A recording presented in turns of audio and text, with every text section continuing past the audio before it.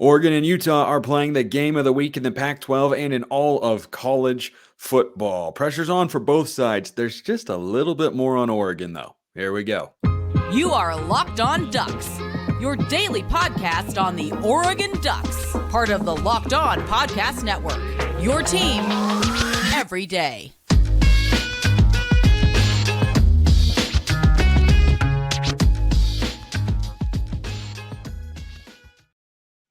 Yes, it is that time once again for a Locked On crossover edition of Locked On Ducks and Locked On Utes. I'm your host, Spencer Mclaughlin. That is JT Wistrcill of the Locked On Utes podcast. Thank you so much for making this your first listen or your first view of the day. Part of the Locked On Podcast Network, your team every day and your number one source to stay up to date with the Ducks or the Utes. If you're over on that particular feed, like, comment, subscribe, rate, review wherever you listen to or watch this show, which today is brought to you by Game Time. Download the app.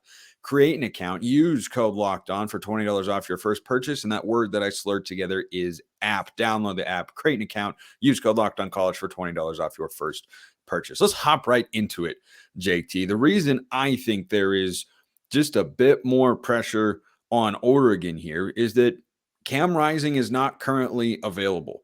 And I think that for Oregon, this would be a very frustrating and season derailing loss. And for Utah, it would be season derailing, but in more of a disappointed loss sort of way than in a bad loss sort of way. I think you're absolutely right. The more I think about it, I mean, if Utah loses this game, I think especially if it was to be a bad game, or even if it just came down to like Bryson and he wasn't able to get it done, this would be, you'd look at it and go, what if this Utah team was at full strength? Oregon, they're operating very well right now. They're a top 10 team for a reason.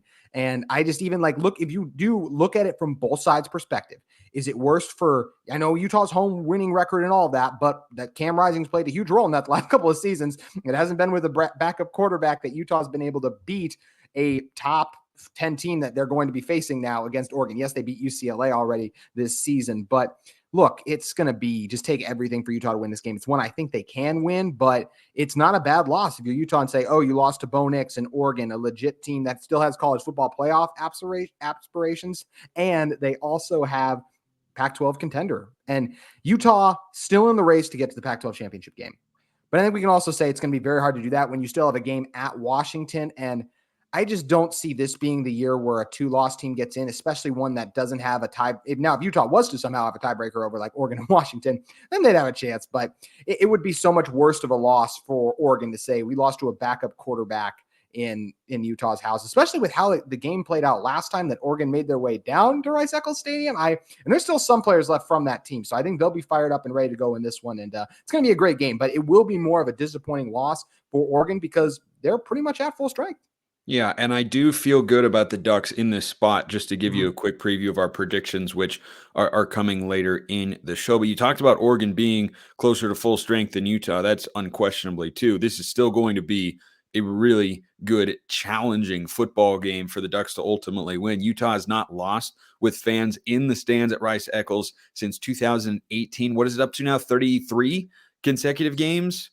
Something close to that. And I even saw, I think it was Josh Newman of a KSL.com contributor even tweet out about a reminder, like even the loss they had in 2020, there was a bunch of guys who couldn't play in the game because of COVID. Yeah, so even exactly. That's kind of a weird one in that. That's why it doesn't count. Nothing about the 2020 season is relevant. Nothing about the 2020 season is relevant. Yeah. Utah has not lost a home game since 2018 for any sort of football that anybody actually cares about, because what even was the 2020 season, and the home field advantage is really, really tough. But one reason, JT, I feel good about the Ducks in this spot is, yes, the home crowd is going to be on fire. They'll have been riled up for game day. It'll go game day. They'll transition right over to the stadium. The energy is going to be immaculate in Salt Lake City. There is no doubt about that. Here's where I feel good about the Ducks, and I want your thoughts on this. Oregon has played in two supremely hostile environments this year. At Washington, if they just picked up 1 4th down, they win the football game. At Texas Tech, they were able to scrap and claw and fight their way for a 38-31 win. Bo Nix is the key here.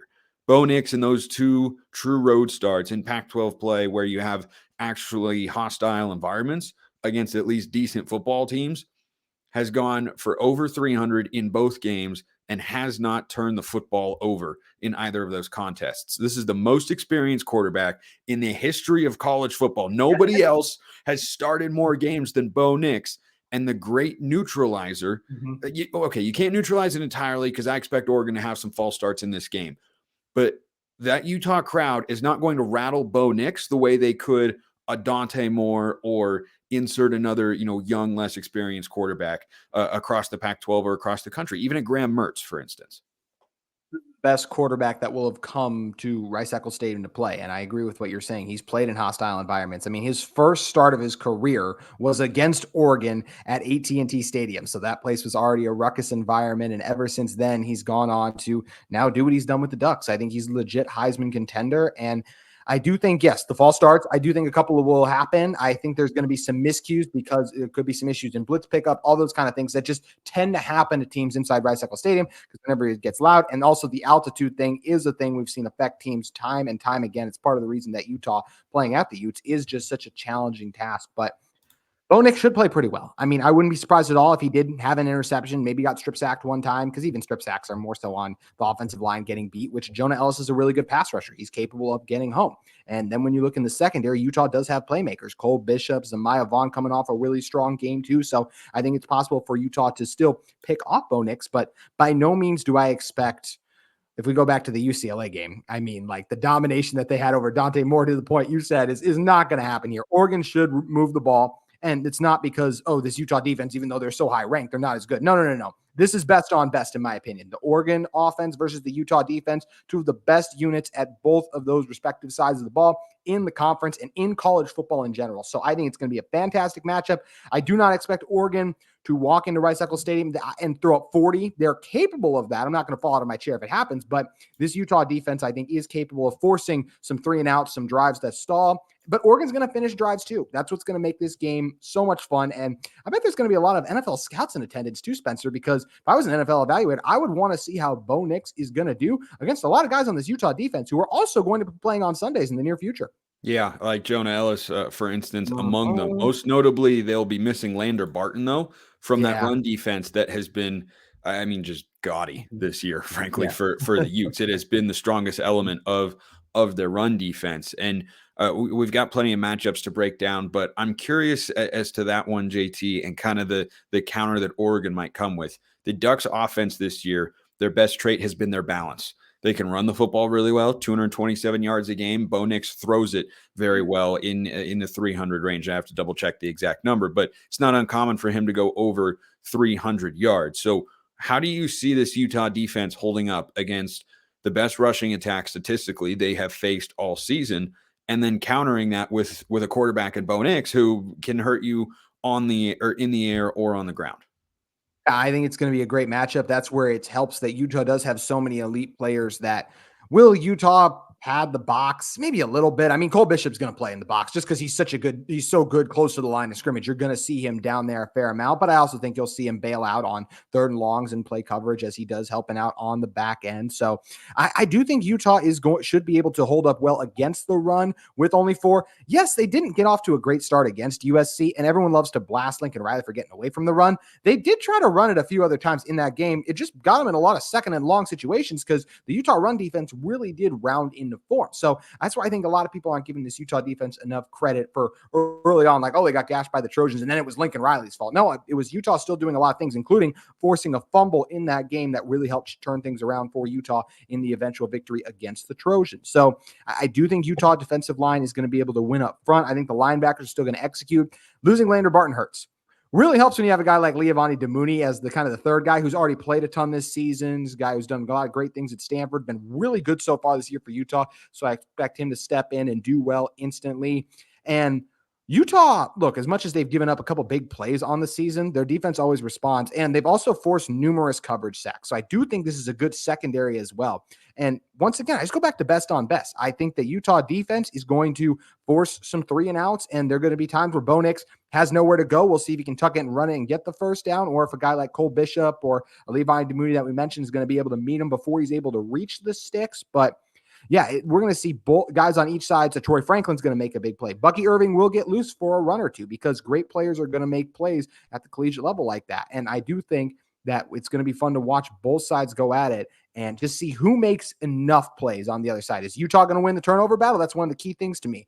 Is Oregon going to be able to take care of the ball and not give the Utah offense a short field, which if we're comparing all the units in this game, the Utah offense would probably be the worst one, but they're starting to look a lot better going back from the Cal game to the Trojans. It's a nice progression they're on. Now we'll get to see how they'll do at home. So it's just going to be so much fun to watch these two great teams go at it. Yeah, it will be. And there are a lot of game-changing matchups that are going to play out on the field, just like Athletic Brewing is changing the game with their non-alcoholic brews. They have this wild concept over at Athletic Brewing Company. You ready? Make a non-alcoholic beer that actually tastes good. I know, crazy concept, but their brews are great tasting and award-winning, and they beat out full-strength beers in global competitions. They brew over 50 styles of craft, non-alcoholic beer, including IPAs, Goldens, sours, and more. And they're fit for all times. You can enjoy one anywhere, and there are no hangovers ever. You can find Athletic Brews in store, online, and at bars around the country. They're the fastest growing non-alcoholic brewery in the U.S., so get on board. You can find Athletic Brewing Company's non-alcoholic brews at a store near you or buy online at athleticbrewing.com. First-time customers, use code LOCKEDON, get 15% off your first online order. That's code LOCKEDON at checkout for 15% off at athleticbrewing.com.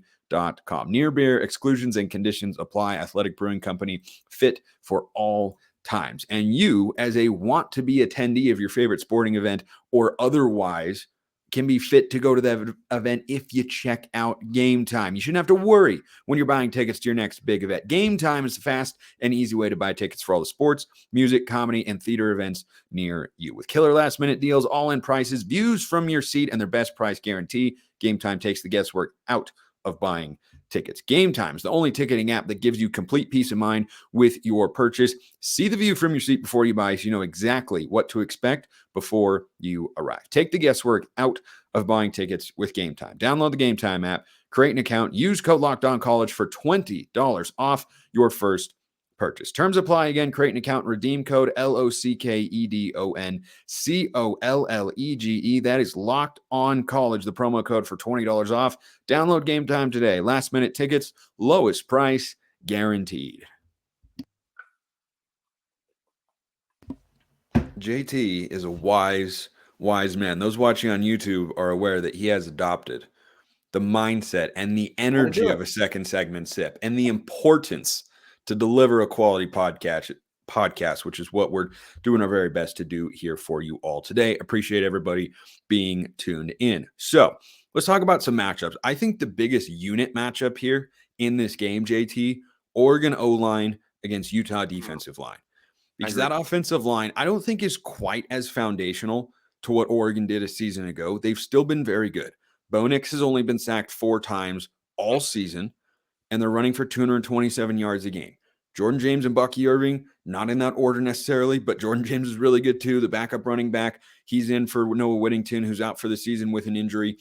Bucky Irving and Jordan James have been outstanding because they've had lanes to run through. Their tight ends have been blocking really, really well, Terrence Ferguson and Patrick Herbert. But everything is predicate. You can't have balance offensively if you don't have a good offensive line that can succeed in a multitude of ways. I think if Oregon wins that line of scrimmage battle, it's maybe the most important element of this game because that will allow their offense to get going. And if Oregon's offense gets going in this game, JT, I don't think Utah has enough offense to keep up. Yeah, if Oregon can really control the game, run the ball, and I mean, especially if Oregon were to jump out to an early lead, that's where it could get interesting for Utah since, look, Bryson Barnes has done some nice things. I will continue to say it. He is a game manager. There is a reason that Utah likes to take the ball out of his hands from time to time and give it to a Sione Vaki or a Jaquindon Jackson. But yeah, I totally agree with you. The battle I'm excited to watch play out is that Oregon offensive line versus that Utah defensive line. When you're talking about the Utah D-line, you're talking about 3 defensive ends who can rush the passer. We all know about what Jonah Ellis has done this year. Connor O'Toole's been really strong since coming back from injury. Van Fillinger has as well. Those guys are able to apply that outside edge pressure. Then the defensive tackles. Junior Tafuna has had some of the best games of his career against the Oregon Ducks. And then you look at a guy in Keanu Tanuvasa, too. He's come on really strong this season. Samote Peppa, Licky by Mahi, a couple of the other guys that'll rotate in there. It's a very deep defensive line. So are those defensive tackles going to be able to hold up against the double teams? your guys' starting center, Jackson Powers Johnson, actually played games inside of Rice Eccles Stadium and won a state championship there back in high school, going to Corner Canyon High School. So I'm curious to see how he does against some beastly defensive tackles that Utah has. And what is kind of the plan for Jonah Ellis? He is one of the best pass rushers in college football right now. It's not even an opinion, it's a fact when you look at the number of sacks. And it's the way he's winning, the speed, uses his hands well, can get some power mixed in there too. So I'm so excited to see this matchup play out. And it really is another one where I expect a back and forth game. If Utah wins this game, it's going to be very close to me. I can see Oregon winning by 10 plus. I can't see Utah doing that because I do think this Oregon team is that good. And that's why I think we are in for such an exciting showdown. And especially for those of us who love the action in the trenches. Yeah, I think the physical nature of this football game was on full display last year at Autzen Stadium. Oregon only ran for, I think it was 57, 58 yards in that game. It was under 60, and they still managed to win in their best defensive effort of the year. And I think this is a better defensive unit for Oregon, and it's one of the reasons I'm confident in the Ducks' ability to win here, though certainly I won't be, shocked and absolutely just dumbstruck that, oh my gosh, how did Utah win the game? Like, no, Kyle Whittingham is a great coach and the defense is really good and they know how to run the football, and Oregon's run defense this year I think has been a little hit and miss. But one thing that hasn't been hit and miss and has really just been a hit game after game after game this year for the Ducks has been Troy Franklin.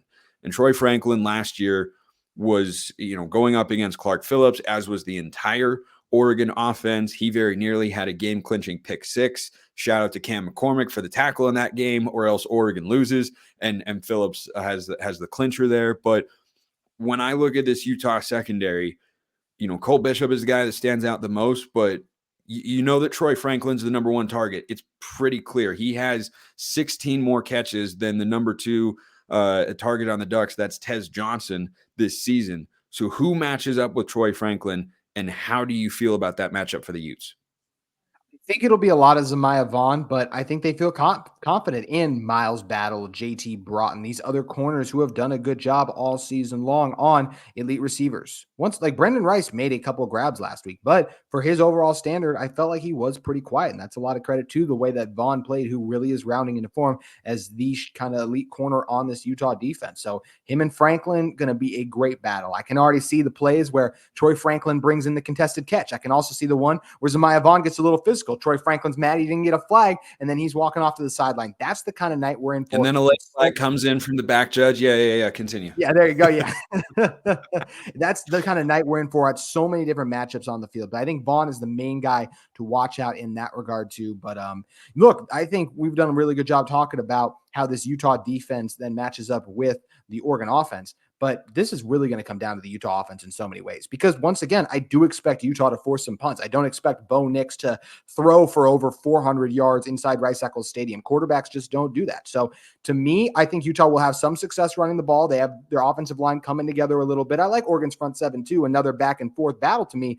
Can Bryson Barnes make the throws given the opportunities? That's what's going to be very interesting to see. When everything works for him, the offensive line executes, receivers are getting open, he can sometimes make those throws, also miss them. But it's the reason Utah has been successful recently. So can Bryson make enough plays with not just his arm, but his legs, as we saw he made the biggest play of the game with his legs a week ago, to let Utah win this game? Because I still think the defense is going to do enough to put Utah in a position to nab a victory here. Yeah, and I think Bryson Barnes has a lot of comparisons to Tyler Shuck, who Oregon played at Texas Tech on the road earlier. Again, hostile environment, not a guy who's going to light it up. I think Shuck has got more talent than Barnes. He's a little bit bigger, a little bit better runner, a little bit better arm, but stylistically, they look very much the same. And Barnes is involved in the running game. They showed that last week. He's got that scramble ability, in Oregon has had their ups and downs. I don't think it's all been downs, but certainly it feels 60-40 in the negative for the Ducks, containing quarterbacks from getting outside the pocket. That was certainly the case last week with Cam Ward, who they were still able to sack 6 times. So I think that Oregon's defensive line will have the opportunity to get after Bryson Barnes, who's been under pressure a few times this year, but he showed that that he's pretty darn nifty. But by the way, just a thought that I had, in case you're wondering where my head is at when we record these podcasts, you and I should be like on a Christmas card with our color scheme right now, because you've got the Utah red and I've got the, Apple Christmas green here for those listening on podcasts. I was literally just sitting here listening to you talk, and then I looked at it and went, it's not even November yet. So I'm kind of against saying the word Christmas before we hit Thanksgiving at this point in time. But we really do have the Christmas colors covered in a big, big way here. And we've got you all covered as well with everything that you need to know. Couple more players you got to know about on both sides of the ball. If you like any individual players in this game to go over or under a particular stat total, Prize Picks is the way to go. The largest independently owned daily fantasy sports platform in North America, the easiest and most exciting way to play daily fantasy sports. It's just you against the numbers. Instead of battling thousands of other players, pros and sharks, you just pick more than or less than on 2 to 6 player stat projections, and then you watch the winnings roll in. Quick withdrawals, easy gameplay, and an enormous selection of players and stat types are what make Prize Picks the #1 daily fantasy sports app. So if you like anybody in particular in this game, go check them out at prizepicks.com/lockedoncollege. Use code lockedoncollege for a first deposit match up to $100. That's prizepicks.com/lockedoncollege. Use code lockedoncollege for a first deposit match up to $100. Yeah, and Spencer, I know you did a great job knocking out Prize Picks there. I want to tell the Locked On Utes listeners about one of the great sponsors of our show in UCCU. UCCU, the mobile banking app that pays your entire family to learn about money. Kids look to parents to become more financially literate. Parents don't always know the answers. Learn and Earn breaks down financial topics into fun, bite-sized educational games like quizzes and trivia. Every time a family member completes a topic, they earn points that can occur and can be redeemed for gift cards to stores like Amazon, Apple, Sephora, Walmart, Nike, and more. There is age-appropriate content for every member of the family who can compete against each other and track their progress on leaderboards. Learn and Earn is inside the UCCU mobile banking app, so play it anytime, anywhere. The more you play, the more you learn. And the more you learn, the more you earn. Learn and Earn, part of UCCU's award-winning Be Money Smart Youth Banking Program, helping kids, teens, and parents have fun while becoming more financially literate together. UCCU, love where you bank. All right, JT, let's wrap up a couple things before we get to our game predictions for the game of the week in college football. I think Bryson Barnes' story is fantastic, and I know everyone is riding high about him right now, and I think he has played well the last couple of weeks, and the Utah offense has found something. I'm going to go out on a big time, and I mean razor-thin limb here, and say that Oregon's defense more closely resembles Oregon State and UCLA than it does USC and Cal. And I can think two things at once. Oregon's defense is a lot better than what the Utah offense has seen in the last couple of weeks, and Utah's offense is better than what they were in those two matchups with the Beavs, where Nate Johnson started, and against UCLA, where I think Nate Johnson also started. And Utah only registered 7 offensive points in that game at home. Right. My concern on the Utah side of things, and a plus for Oregon, is there was a point in time this year, for a reason, in which Utah felt Nate Johnson gave them a better chance to win the football game. And it's because though Bryson Barnes has a floor that is obviously high enough to win college football games against Power 5 opponents, he's never lost a game in which he has started. As a matter of fact, there's clearly a ceiling. And I think he's going to hit that ceiling this week against Oregon, because I like their front four. I like getting Justin Jacobs back at the linebacker position. If Oregon takes away, and this is another reason I'm confident in the Ducks, if Oregon takes away the Utes ground game, they're going to struggle to move the football. If Utah takes away Oregon's ground game, they can still move the football, because you've got Bo Nix, you've got Troy Franklin, and a bunch of other weapons. And I think Will Stein has done a nice job getting everybody involved in the passing game this season. Bucky Irving and Terrence Ferguson are the number 3 and 4 receivers on this Oregon team. What do you think of my scorching hot takes there? Unfortunately, you are correct. It's going to be hard for Utah to move the ball if they get in those 3rd and long situations. But I do think they have the bodies up front to make it 2nd and manageable. And this is a Utah team that will run it on 2nd and long. So maybe they can make it 3rd and manageable. Sataualau man in the right tackle spot. Coley, the new center for Utah, has come in the last 2 games, really stabilized thing on the offensive line. And I think you're right. This is a tougher test for them in a defensive front. But I think what's also nice for this Utah team is they've been trending in the right direction and just playing better, where I think they're ready for the task here. You have backs in Jaquindon Jackson, and especially with what Sione Vaki is showing right now, that who can break those tackles in those situations and get those extra yards. So I do think Utah will still have some success running the ball, but they're probably going to have also their own 3 and outs because they'll suffer a tackle for loss, and then we'll see what Bryson can do there. Oregon has had the ball moved on them through the air so far this season. Now, the problem for Utah, if you look back at the Washington State game, was Cam Ward made some incredible throws in that game. Yeah. Throws that Bryson Barnes. Awesome throws. Bryson Barnes will every game make 1 to 2 throws, more usually just one, that you're like, wow, that was a really good throw, like a deep throw. But outside of that, he is pretty quiet. So really, to me, it falls on the receivers to get open. A Devon Vele, can he bring in some contested catches in this one? Can Money Parks or Munir McLean, one of those guys, break free just once? Mikey Matthews over the middle of the field. How's Landon King going to do in this game? Bryson has to take care of the football. That pick six was disastrous for Utah a week ago. I don't expect him to throw a pick six at home. I mean, yes, I wouldn't be surprised if he threw an interception because this is a good Oregon defense, but I think Utah does have the guys who are capable of winning at times against Oregon. This game is going to fall on the Utah defense. They have to step up and they have to give Oregon their worst offensive game of the season, something that is very possible because it's what they've done to almost every single team they've played so far this year, with the exception of that being USC, because of just how bad they looked against Notre Dame, if we're being honest, when it comes to that one. So I'm excited for the opportunity that Bryson has here. You mentioned he hasn't lost a start. This will be the toughest one that he has had, because yet Utah is a bad matchup for USC, and they've had the Trojans number. Oregon beat them last year. Oregon matches up with Utah very well from a physical standpoint. So how many different creative things can Andy Ludwig try to do to beat Dan Lanning's defense? And it's going to be interesting to see. One thing that's crazy is even if Bryson struggles in this game, I don't expect him to throw as many interceptions as Cam Rising did in this game a year ago, because that was the worst game I've ever seen Cam play. So it's nice that Bryson is in a position where he just has to manage the game, won't be too much on his shoulders, and a name to watch for. We brought him up a couple times now, but Sione Vaki in the ground game and the passing attack for Utah has really emerged. A former safety who switched to the offensive side, still plays a little on defense. One of the best athletes in college football right now, and for the last 2 weeks has been the best two-way player in the Pac-12. If a nice subtle shot at Travis Hunter, I dig it. I mean, he's coming back off of an injury, but he also kind of got torched against Stanford, and they're asking him to do more than he, I think, is capable of right now. And Vaki is, like you said, carving out this wonderful role for the Utes that is clearly effective and explosive. He's the wildcat guy. He's hand the ball off to him, throw it to him out of the backfield as well. Last thing before we make our predictions, JT, just a thought and then a question for you.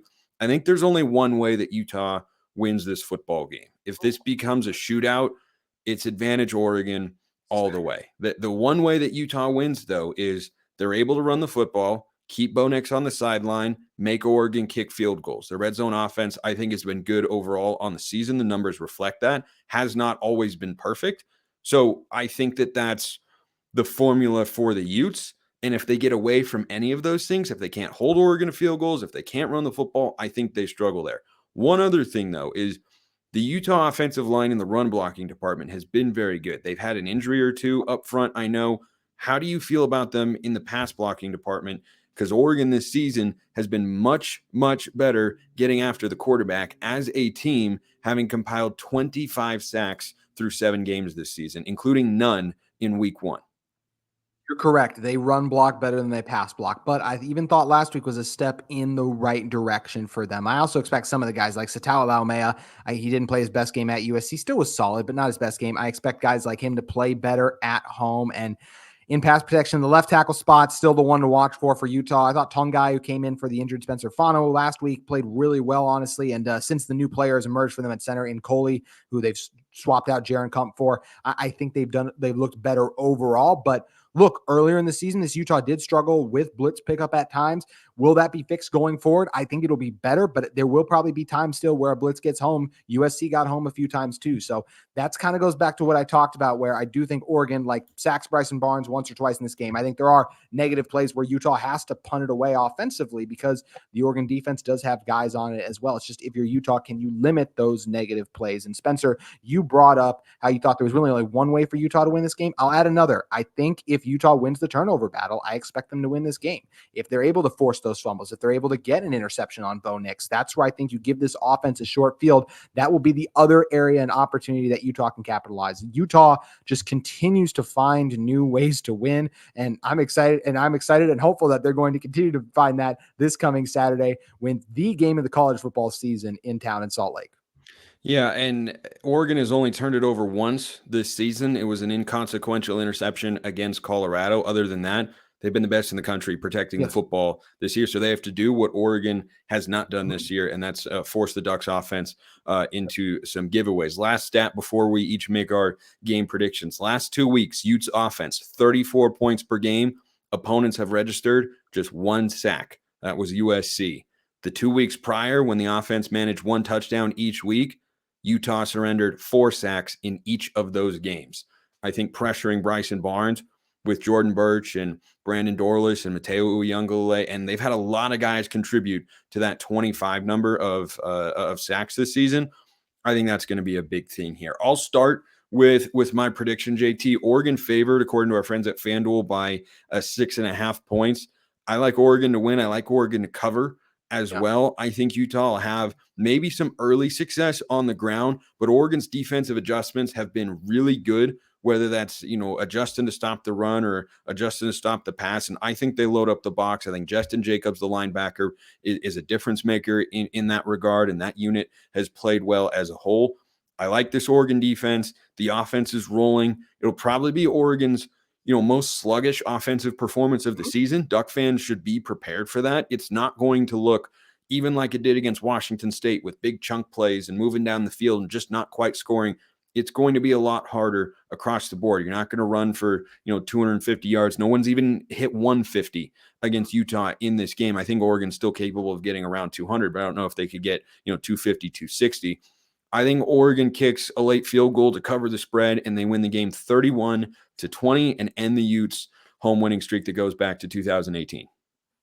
Spencer, College Game Day's in town, right? I do indeed know that College Game Day is in town. One of Lee Corso's favorite things to say is not so fast, my friend, because the Utah Utes will find a way to win this game once again with all eyeballs on them. This Utah team has continued to do it. Betting against Kyle Whittingham has been a bad business and not one I want to get into in this matchup, especially betting against him at home. I think when you're looking at Utah, I think the difference is the turnovers. I think they will be able to force 2 turnovers in this game, whether it's a strip sack from Jonah Ellis or a late interception. That's where I think Utah comes up huge, because their offense will stall at times, but they'll be able to capitalize on those short fields. I think Bryson Barnes once again makes just enough throws. I think Jaquindon Jackson has a strong day on the ground, grinding out some tough yards against a physical Oregon defense. And you mentioned the late field goal to cover what you felt like for Oregon. I actually think for Utah, it's going to be a late field goal that lifts them to a victory. Give me Utah 28, Oregon 27, as they continue to stay undefeated at Rice Eccles Stadium since 2018.